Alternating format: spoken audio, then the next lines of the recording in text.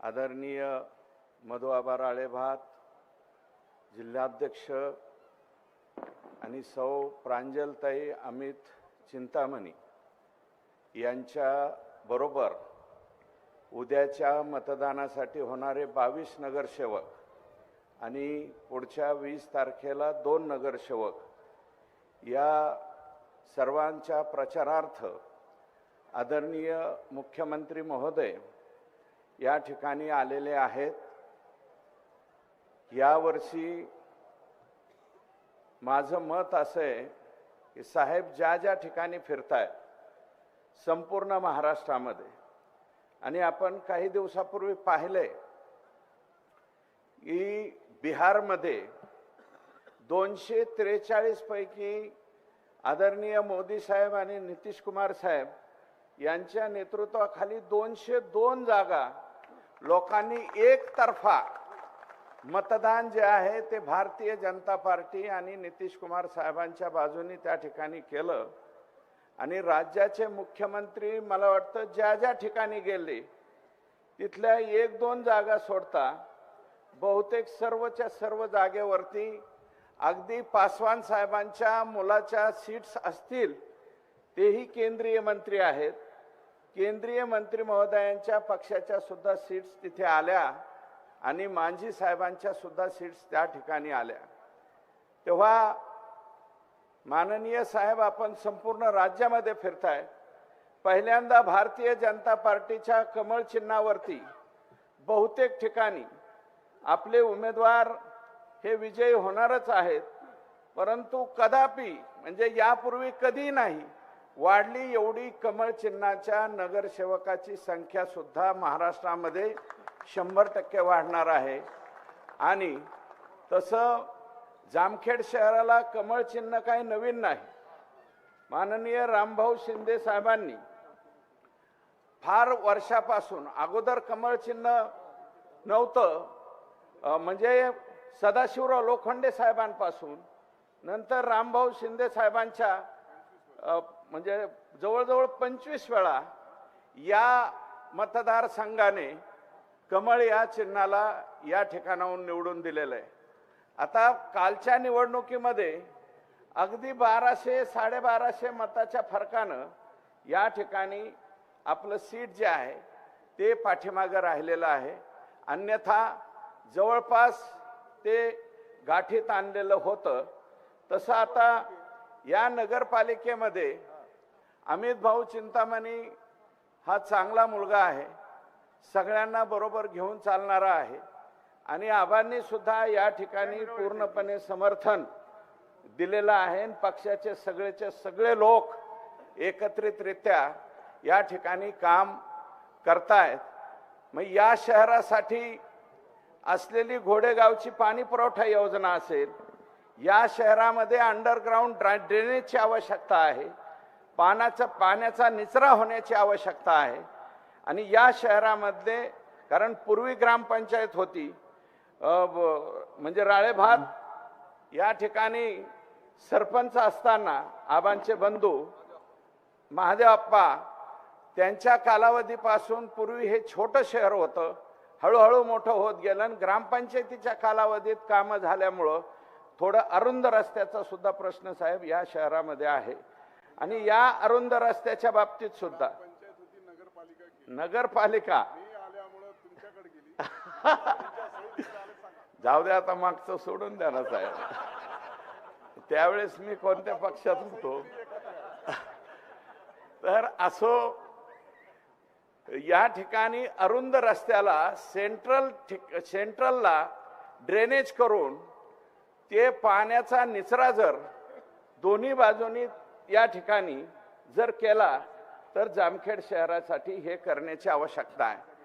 आणि केंद्र सरकारमध्ये माननीय मोदी साहेब आल्यापासून तुम्ही पहा, मनमोहन सिंग साहेबांचं सरकार होतं त्या कालावधीमध्ये म्हणजे शहरांसाठीचं बजेट अतिशय कमी होतं, परंतु 2014 मध्ये मोदी साहेब आल्याच्या नंतर या ठिकाणी शहराच्या बाबतीमध्ये अतिशय गांभीर्यपूर्वक निर्णय घेऊन त्या ठिकाणी निधी मोठा उपलब्ध करून देण्याचं काम जे आहे ते केलेलं आहे।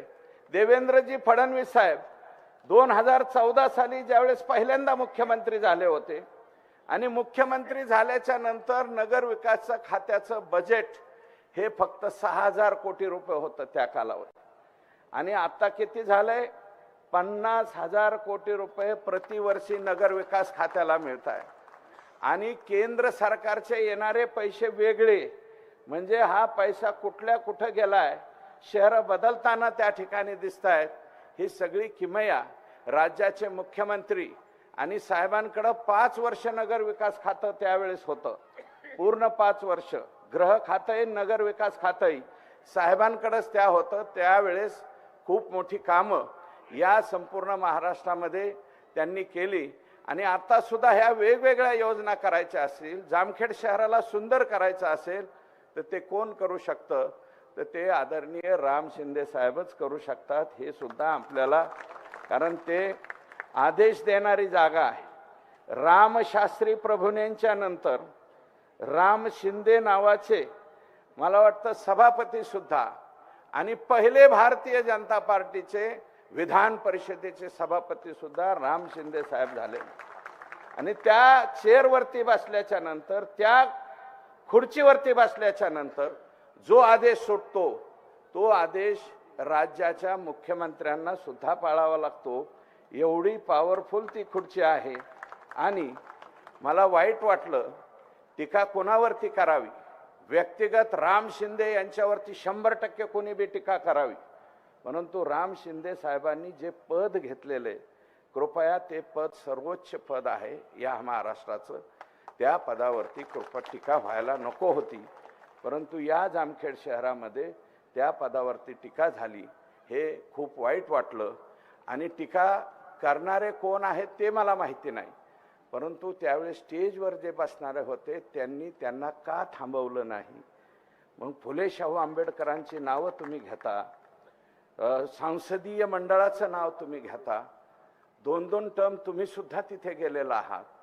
आणि मग त्या सर्वोच्च पदावरती जर कोणी कार्यकर्ता बोलत असेल तर त्यांना मला वाटतं त्यांनी थांबविण्याची आवश्यकता होती. ते थांबवलं नाही, हे दुर्दैव आहे. म्हणून मी काही न म्हणता 22च्या 22 ठिकाणी कमळ, 2 स्थगित आहे, ते 20 तारखेला 22च्या 22 खाली कमळ आणि वरचं सुद्धा कमळ.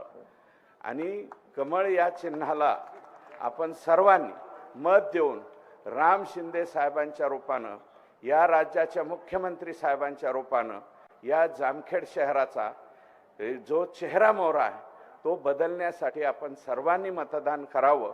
अतिशय मनमिळावू नगराध्यक्ष या ठिकाणी मिळणार आहे, त्यांनाही आपण मत द्यावं. आणि साहेबांना शेवटची एक विनंती करतो, हा जो मेन रस्ता आहे साहेब, हा अर्धा माझ्या मतदारसंघाकडे जातो, अर्धा जामखेड मतदारसंघाकडे येतो. ह्या 1857 पासून कोण कॉन्ट्रॅक्टर भेटलाय आम्हालाच कळाना. फक्त दररोज 2 फूट काम करतो, 2 फूट. आमची बेजारी झाली साहेब. जामखेड हे व्यापाराचं शहर आहे. या 4-5 तालुक्याचं मुख्य व्यापाराचं ठिकाण जर कोणतं असेल तर ते जामखेड शहर आहे. या जामखेड शहराचा व्यवहार फार मोठा आहे आणि तिथे येणारे 5 तालुक्यातले लोक आहेत. त्याच्यामध्ये आम्हाला अडचण होती.